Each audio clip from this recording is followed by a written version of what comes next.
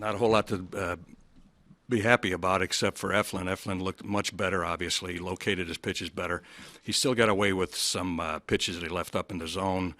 We need to see him pitch down in the zone a little bit more, but he's 22 years old, and it was a good confidence booster for him as well as the team. You know, we were in the game till the ninth inning, so that's a step in the right direction. However, the 3 hits, once again, is our bane. You know, that's our issue. What does it say to you about Eflin's ability to seemingly forget about that awful first start and come back the way he did? Well, you know, even after the game in Toronto, he seemed like he knew what he needed to do. He's pretty cool, calm, and collected. He's not an emotional guy, and I think he knows what he's up against. He knows what he has to do, and he shows a lot of poise. Today was important. We had a nice big crowd, and he settled down quite a bit. In all your years in the game, have you ever seen an offense where every player basically goes cold all at once like this? No.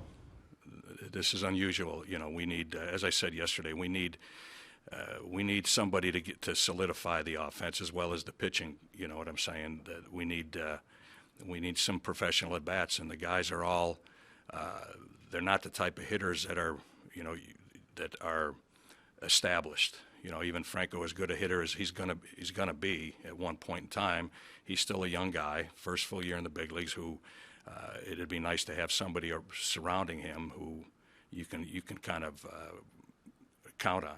So you're saying that person is not in your clubhouse right now? Well, we've been looking at it for quite a long time now, and we haven't seen a lot of professional at bats, and we just need to get to that point. You know, we need to work the count. We don't walk a lot.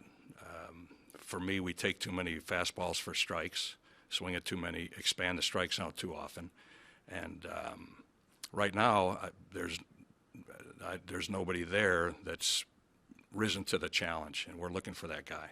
If you were in a sort of a GM shoes in that situation, what would you come up with as an idea when you know you need to continue seasoning your prospects down in the minors? Well, you know what, Rod? I don't want to go there. I don't want to guess what the GM wants to do or what he's thinking.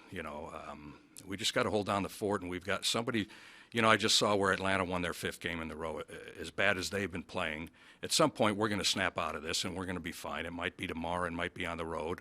I'm anticipating us to improve, but right now we're in it. I feel like we're snake bit. It's hard to crawl out. Freddie has there's 2 guys on there in the 5th, and he works a 2-0 count. And does it seem like to you though that even when he is in advantages right now, he just doesn't have the right approach, or just? Are you talking about Matt? Freddie. Freddie. Yeah, he had that 2-0 count. Yeah, when I talk about professional bats, that's what I'm talking about. We have to be more selective. Plate discipline is part of hitting. Drawing a walk when you can is important. Of course, on-base percentage is important. Knowing the situation, knowing what the pitcher likes to do to you, how he's pitching, what he throws. This guy, for example, Bradley pitched a very good game, but he throws predominantly fastballs, and we need to approach him where we're going to ambush him early in the count and jump on those fastballs. So plate discipline is very important. You benched Cesar for 2 games now, but you put him in a spot as a pinch hitter both yesterday and today.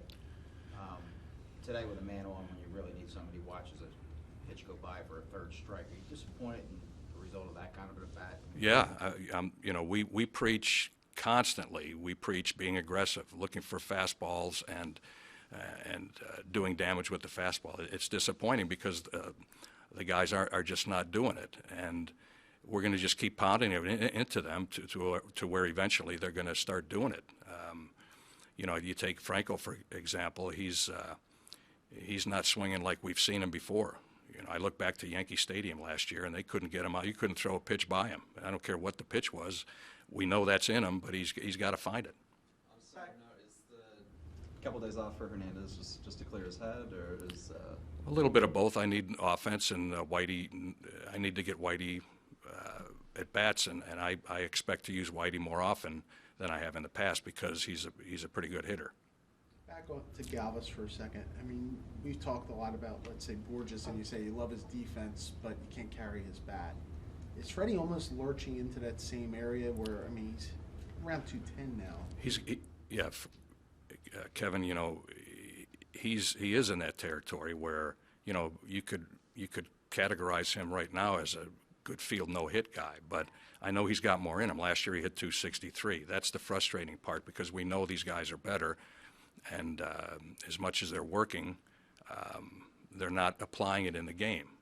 But, you know, up the middle are defensive positions, catcher, middle infielders, and center field. That's a defensive position. He's so good at shortstop that we need him to step it up offensively, but I can live with his defense. What was the thinking behind going to Hernandez with Eflin? Only had 88 pitches there. We wanted him out on a positive note. After his first outing, I didn't want him to throw over 100 pitches and maybe get burnt the next inning or that inning. We just needed him to, you know, he's 22 years old. We want him to come out of that game with a positive feeling for his next outing.